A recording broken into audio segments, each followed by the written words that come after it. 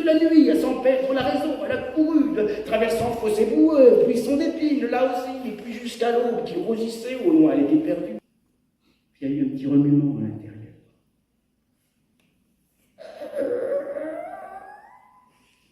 C'est la porte qui s'ouvre.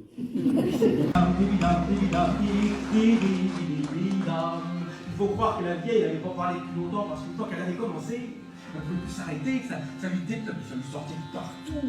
Il fait qui es-tu? Qui es-tu? Quel est ton nom? Elle a eu peur, elle s'est envolée à travers la pièce. Que lui, il a attrapé une torche pour enflammer cette maudite bestiole qui commençait à voltailler à travers la maison, à renverser les cadres, les bottes d'oignons. Mais qui es-tu? Qui es-tu? Quel est ton nom? Quel est ton nom? Qu'il disait. Et puis d'un coup, elle s'est posée là sur la poutre haute, sous le toit, et puis les deux poings sur les hanches. À ce moment-là, Dom Épine, elle disait que la vie, elle nous met toujours là où il faut. Et qu'il ne faut pas avoir peur de se perdre souvent, pour se retrouver. Quand tu viendras me voir, n'oublie pas de laisser. Qu'est-ce que Dieu sera surpris à partir de désormais à chercher dans les broussailles, les menhirs, les ruelles, au plus plairé des chapelles, quelques moi-même, quelques mystères incompréhensibles sera immédiatement jugé pour sorcellerie et condamné à brûler vif sur le bûcher. On n'a plus le droit de s'adresser à ces choses-là. Et puis bientôt, même le corps, dans l'inquisitionnel, on en était dépossédé. Que les lerbouteux, les magnétiseurs, les sorciériseurs, ils n'avaient plus le droit de sorciériser.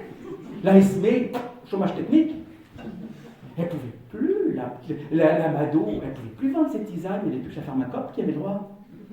Parce que on venait, l'ancêtre de l'hôpital, on venait de construire dans les grandes cités les hôtels-dieux, qui étaient tenus par les moines, les religieuses, qui pratiquaient les seuls traitements autorisés par l'autorité de l'époque, la Sainte Église catholique, apostolique et tout le tralala.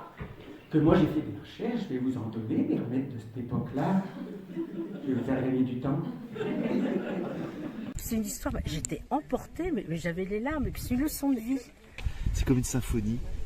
Et voilà, je sais pas comment un auteur construit une symphonie. C'est compliqué, puis en même temps ça fait rêver tout le monde. Ben, ce que j'ai entendu là, c'est un petit peu du même tonneau. C'était captivant.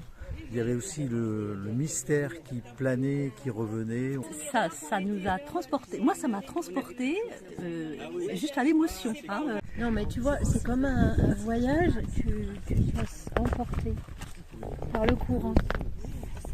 Tu te laisses mener dans une histoire qui est la tienne. Que tu te sens, on la sent sienne, quoi, cette histoire. Voilà.